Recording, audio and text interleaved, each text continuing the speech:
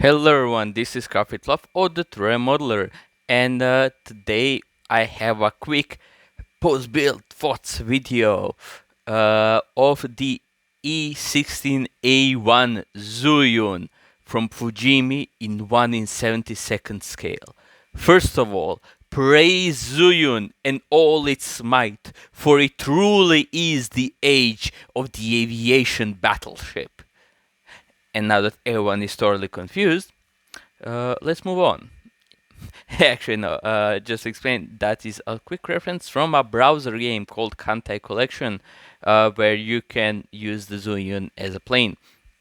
Anyway, onto the video. So yeah, what do I think of the kit? The kit itself, it's alright. And that's it. That's the end of the review. Nothing more to say. No, but seriously, the kit is okay. I don't know how to describe it. It's if you can imagine your average 1 in 72nd plane, this is it. The 1 in 72nd plane build. This is it. This feels like pure 90s energy. So let's cover the good things first. First of all, the fit. It's surprisingly good, actually. There aren't many places where you need to fill in, right, with putty. The only two places are perhaps the wing roots right here, right? This is perhaps the only place where I actually need to use putty, and that it wasn't my mistake. But even that, it's pretty minimal. So yeah, the fit is pretty good. Also, it's relatively cheap. It costs around 15 euros, right? And for 15 euros, you get it's a nice, it's a nice large kit, and it's a very unique subject. It's a float plane. You don't see many float planes around either, right? And also you do get engraved panel lines. You know, as I said, this is like the quintessential 1/72nd kit. That's just okay. Uh, and it looks good. It's very unique, right? And it's not something usually when you talk about Japanese float planes, you usually talk about the Jake. Nobody really mentions the Zuiun, despite it being fairly majorly produced. So yeah, of some details I'd like to mention, you get many versions of the air brakes. Depending on actually which version of the plane you're building, you get to think about 3 versions of the air brakes which you can put on the plane. So that is a very nice inclusion by Fujimi. I can show you the instructions later because we'll need them. And you do get 2 positions for the gunner, so you get these closed canopies, kind of, and you can also get the one with the gun sticking out, so you know the gunner can shoot out. That's also a thing. And that's pretty much it that I can say about this kit. That's on the good side, right? Now onto the kind of the meh things which I found on the kit. First of all, the details. I did mention the engraved panel lines, and those are very nice. And they aren't too deep, right? The panel lines are just the perfect depth for you to put in washes, to put in oil paints. You see, I'm perhaps putting a bit too much white oil paints to lighten the color, right? But the details in the cockpit. Focus camera, yeah. As you can see, maybe you can, maybe you can't, but the details in the cockpit are extremely minimal.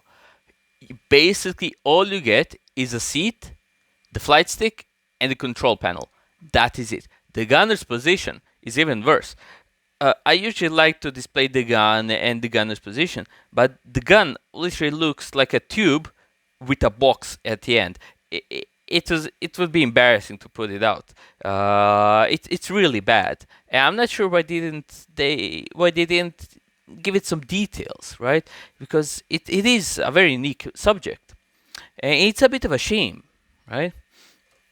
So the cockpit details were a big letdown. I'll be honest, they were a big letdown.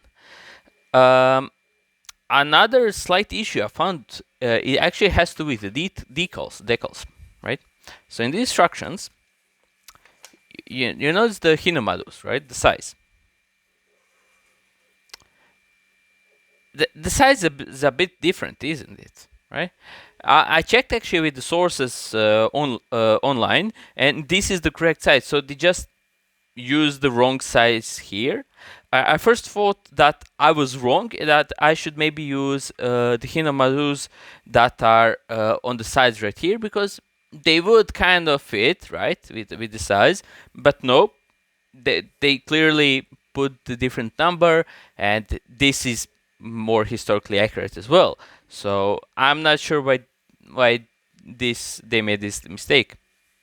Also, some decals are a bit thicker than most other ones. For example, the Hinomadus, very nice, very nice. You can see they're extremely flush with the surface. You can't even say that they're decals.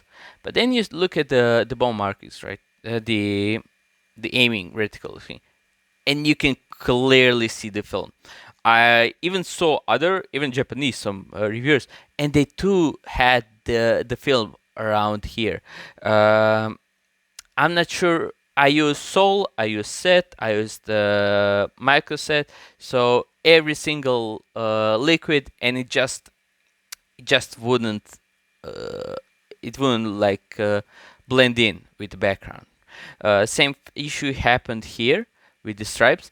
I probably could and should have painted them on, but I decided, I'm gonna use the decals, and they are a bit thicker. Thankfully, this isn't so noticeable due to the pen line, since the pen line should come right to the end where the decal ends. So that was nice, but here you really notice it. You really notice it here, and it's really buggering me, right? Um, and that's essentially all the bad things that I have to say. Um, I forgot to show you the different versions of the actual. So depending on which plane you use, all of them are from the 634th Squadron. Uh, you use different types of air brakes. So that's very nice. That's very nice indeed. A slight tidbit with this model, I also use Montex masks for the canopy. If you can see, the canopy is looking pretty bad. That is due to the masks, because I use Montex masks. The Montex masks have proven to me to be just bad.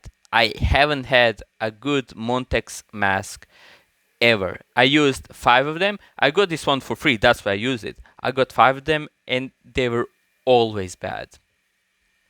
But yeah, it's all right. It's all right. It's a shame because this is a really nice kit. It's a unique subject as well, and I feel bad about the canopy. Another thing to mention is the Catapult. Some kits of the Zuiun actually come with the Catapult inside of the boxing. I bought this one separately. So I do want to mention it here as well, since some of you may have it, or some may actually have it with the Jake. It's the same Catapult. Perhaps just a slight difference, but essentially the same. So the quality it's really good. You do get this small stand, so the plane can slide off and go off. You do get some quite nice detailing, especially here on the sides. You can see, right? It holds quite a lot of wash, so prepared for that. One slight issue comes to do with actual pin marks. So you see the triangles here, right, inside. Every single one of those triangles has a pin mark. And you would think that, it's not that visible. Oh, it is visible, because you look at it like this. and you will notice the pin marks, and they're everywhere.